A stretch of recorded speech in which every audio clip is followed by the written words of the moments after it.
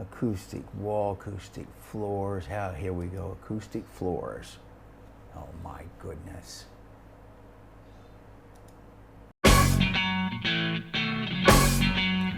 There we go. Okay guys, we're gonna do a little video about floating floors, how to do it, how not to do it, okay? Just want to clear a lot of things up. It's very important. Okay, I have done a little Google search here for floating floors, and I got a bunch of images here. Let's go over here, did my search. Here's one. Okay, we get Farrett Engineering Excellence Acoustic Floating Floor. Says, look at this, looks good, looks good.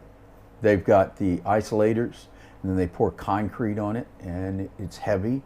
It floats, it has a resonance, etc., etc. It blocks sound.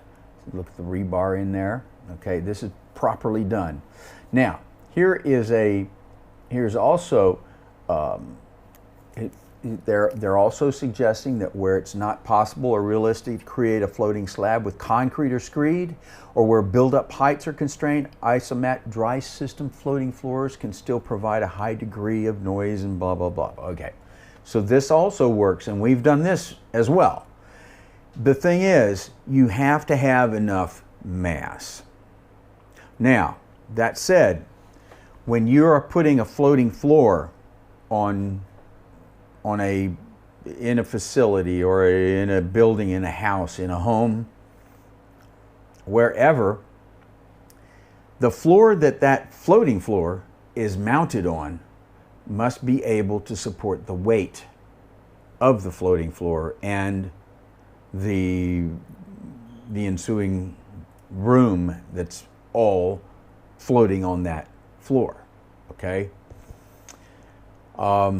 There are many ways to skin that cat, but the one thing you need to keep in mind primarily is the resonance of the existing floor. Now, if you're on a slab on grade, in other words, a slab on the dirt, on sand and poured, and it's on the earth, normally you don't need a floating floor unless you're connected to another building or other parts via the structure. And it could cause some sound transmission.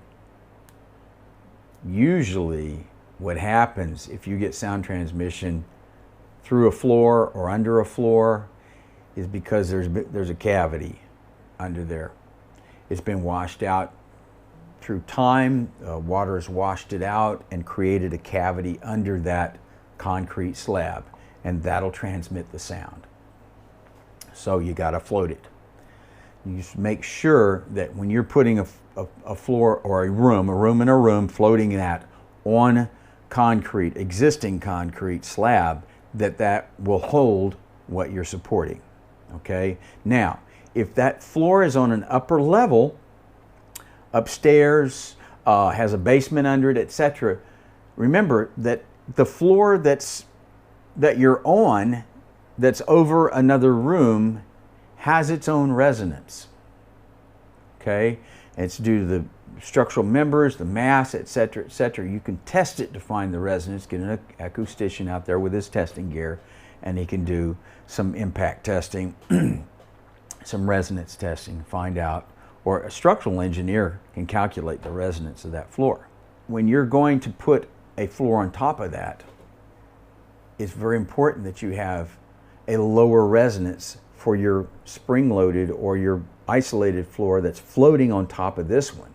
Okay, your bottom floor is going to have a spring ratio. It's going to act like a spring or a diaphragm at a certain frequency. If this spring on top is heavy and strong so that it resonates at a higher frequency than this floor, then whatever resonance it has, it will transmit to that one, and your spring or your isolator is doing nothing. It's real important that your mass and your spring create a resonance that is at least half the resonance of the base floor. So that said, let's go back to some of these floating floor situations. Here's vibroacoustics, got a good setup going here with looks like Mason jacks. Looks like Mason Industry stuff. Here's some other here's some, let's see what I get here. What is this, TVS? Okay, now here's one that I will question very seriously unless they're doing this on it. Timber floating floor. Well, they may be effective, employed in a wide range of applications, not for music, okay, because music frequencies go down to 20 hertz, and you need to have a minimum resonance of your floor or system of 14.1. Most acousticians will say just divide it by 2, so that's 10 hertz. So you need to have your floor resonance at around 10 hertz for it to isolate properly. So something like this, don't, just because you see, oh, they're doing that, well, we can do it. No, don't do it, don't do it, don't do it. You will be disappointed and be throwing your money away. Now here's a Mason UK site. This is the standard rubber jack up thing. You can use the spring type too. They have a spring type that's amazing. Yeah, here it is. These are unbelievable in their performance. Not just because they're Mason, any spring type, especially spring and rubber, it'll be killer. You'll be able to get down to 5 hertz with those guys, easy, if you get your mass. Now, here's some other ones. Here is one, acoustic deep bass. What is this? I'm gonna play Mythbuster on this site here. Oh, bless her heart, they're trying to sell stuff.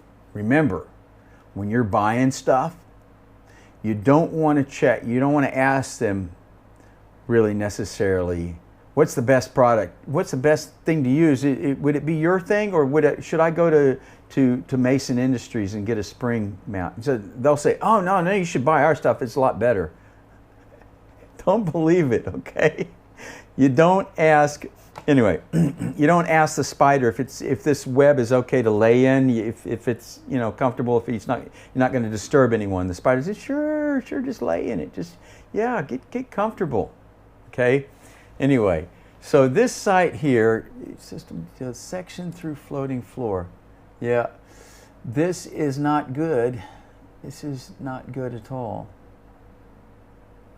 Plasterboard plank. Well, I guess they're trying to put some mass there, but you see their little rubber section that's lining here on the between the other floor and the new floor. It's a little scary. I don't know what resilience that will be or have. When you're buying a product for an isolator, you need to get one that has all the specs, that has a chart, a load chart. So this is optimal load range between this and this weight, okay? And usually they'll have points between those weights that say, you know, this is your resonant frequency at this load and resonant frequency at this load, you see, okay? You always want to try to get your resonant frequency down to at least half your lowest frequency that you're involved with. Music, 20 hertz, okay? I mean, my goodness, anymore these days, a lot of stuff is coming out that has response down to 10. Serious. So it's advances in our industry, which is wonderful, but it puts more stress and causes more problems with the isolation of our facilities that we build. Okay, here's another one. Let's go, where was it? Not that one. Let's look at this one. Here's another one. What is this? Acoustic saddle. What's the spec on these saddles, okay? I'm going to go to site. We're going to see. What is the, come on, go off. I don't want to see that. Where's the off button? There it goes. All right, here we go. Acoustic floors. Here we go. Acoustic floor product, resilient battens for product, flooring product selector. Resilient acoustic floor coverings. I'm not knocking any of this stuff, really. It all has its use, okay? But you have to be careful to use it where you know, okay, underscreed resilient layers, what resilient battens. I know what they're doing here. You know what this is right here? They're selling Regupol under wood battens, okay? Now, if you want Regupol, you want to do something like this, contact Regupol, and they do have data. I've got a book, it's on the shelf back there. I've got an old book that has all the data on it. And you can cut your squares or cut your pieces to size to have the load that's required for your job, okay? But I wouldn't get this stuff. I'm sorry, I wouldn't. Where is the data? Usually right down here, you're gonna find a little PDF data sheet, okay? If you got that, you're in a lot better, you're in a lot better situation. So I don't know about this. Don't know. Some of it may work to some degree, and it depends on what you're using it for, but this is not good for music, okay? It'll probably work in a residential situation to reduce footfall, but honestly, if you need to reduce footfall, just put some resilient material like Regupol or some similar product under laminate flooring upstairs, and you're not going to hear footfall as much. It's good impact isolation. There's a lot of things you can do. You could even put that high quality carpet padding, the high quality stuff under a laminate flooring. Really does really well. But that's for impact, it's not for airborne sound. Back to my explanation about how to build a floating floor properly. You have to have mass, and you have to have spring. You have to have, it all comes together. When I do it, we're doing several right now. And we have our isolators. They're about 5 or 6 centimeters thick. That's 2 inches. And then we put wooden sleepers or battens on top of them. And that raises that another 1.5 inches, another, 4 centimeters. Okay, so we got about almost 10 centimeters of airspace underneath a floor. We clad it with some plywood, a couple of layers, seam it all, seal it up. Then we pour our concrete on top. The thickness, we calculate the weight of the thickness per the isolators and the spacing so that we get the optimum loading. Okay, around your wall, you're going to have more isolators because they have to hold the wall. They have to support the weight of the wall. You got to do a lot of calculations to find out how much weight you're going to need. If you need help, call me, okay? This is what I do. Whether you're building a brick wall and you're floating that, or you're doing a steel frame and gypsum board. Doesn't matter. You still have to do all the calculations and get the mass so that it's going to resonate at least down 10 hertz or 14.1. If you have a resonance at 14.1, it's going to isolate at 20 hertz. Okay? That's like cutting it close right there, but it's going to work. But if you buy these U-boats and put planks in and then put plywood on top, you're just building a big resonant drum head for your studio. It's going to make your room sound worse. It's going to make your home theater sound worse.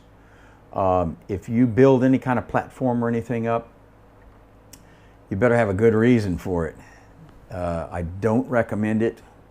In some of our dubbing stages, we do tier it like a theater. And that's because they have an observing audience when they're mixing. But that is done so that whole tier system is either solid concrete or it's a huge trap and it's extremely rigid, made out of steel and filled with insulation and very thick plywood covering, and then your laminate finish. Not cheap. It's not cheap, not easy. Lots of things to think about, I know, but there's a right way and a wrong way to do floors. You're better off with just a poured concrete floor and some epoxy finish rather than building some kind of platform thing or whatever. As I've said before, that we prefer, humans, we prefer a nice hardwood floor. It's just nice, smells good, feels good, just looks great.